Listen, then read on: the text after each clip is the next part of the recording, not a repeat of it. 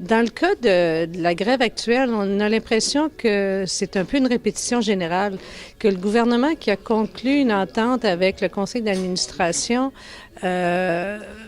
est en train de mettre en place ou de nous montrer en quoi consiste sa conception de l'autonomie des universités. On sait que la ministre Courchaine s'apprête à redéposer le projet de loi qui était mort au feuilleton en automne dernier et que ce projet de loi représente, du point de vue de la Fédération, vraiment une intrusion dans l'autonomie des universités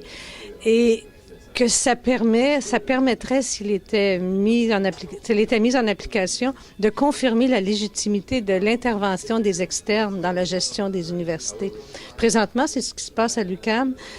Donc, si on est devant une répétition de ce que pourrait être, si on veut, l'influence externe, soit gouvernementale ou soit du secteur privé dans la gestion des universités, il y a lieu de s'inquiéter. Surtout quand on voit le genre de conditions qu'on est en train de proposer, qui est d'évaluer la tâche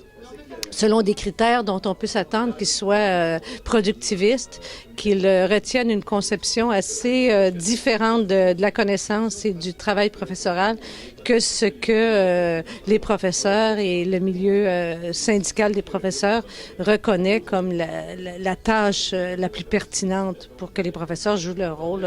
dans la société. En fait, la Fédération considère qu'il y a deux problèmes majeurs en ce moment, que les universités ne sont pas exemptes de problèmes et qu'il y a deux problèmes majeurs auxquels on doit s'attaquer.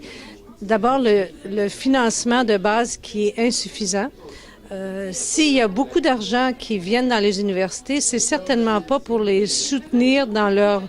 l'exercice de leur mission fondamentale d'enseignement et de recherche. L'argent vient souvent par des voies qui sont autres et qui sont orientées vers des projets très précis.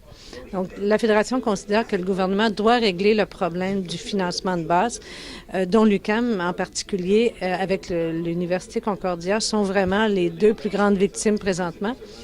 Et deuxièmement, il y a un autre problème qui est très important, c'est celui de la gestion managériale qui s'est infiltré dans nos universités, beaucoup sous la pression des